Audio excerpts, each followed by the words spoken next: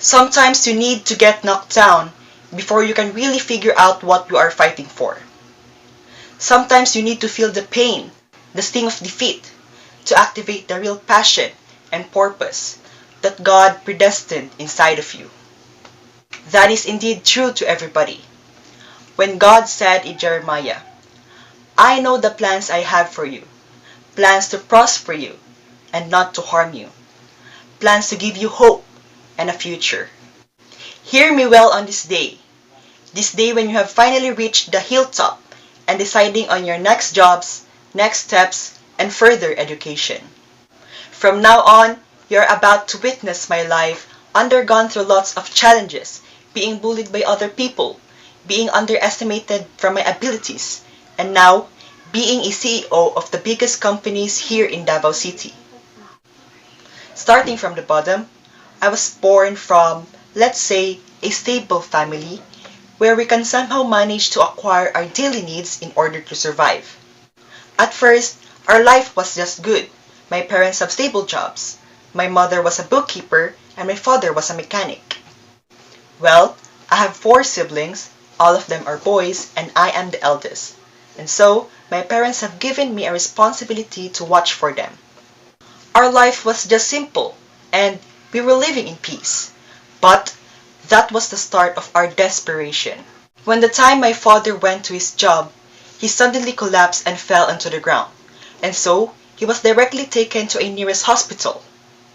After several hours of consultation, the doctor had found out that there was a tumor on my father's brain, and he really needs a rapid medication and operation. My mother was bursted into tears because we didn't know what to do. Their wages were only enough just for us to live. From that, we decided to sell everything that we have just to earn a little money for my father's hospitalization. Unfortunately, with all the efforts, hardships, my father gave up and he passed away. The thing that I really didn't forget about him was his last words to me. He said, "Nash, no matter what will happen, you must continue and finish your studies and help your family." That time, my family had a lot of debts and we can't able to pay all of them. And the worst part is that my mother has been kicked out from her job. We lost everything. We have no choice and we're forced to live in the slums. Our mother decided to stop us from studying, but I directly disagreed to her and told her that I must continue and finish my studies. She trusted me, and so I worked various part-time jobs to meet our financial needs and to pay for my college. At that time, a lot of people knew what happened to my family. People bullied me, underestimated my abilities, and they said that I will never, ever able to finish my studies. Despite what happened, I strengthened my faith to God, and I know to myself that time will come, they will regret everything that they did to us.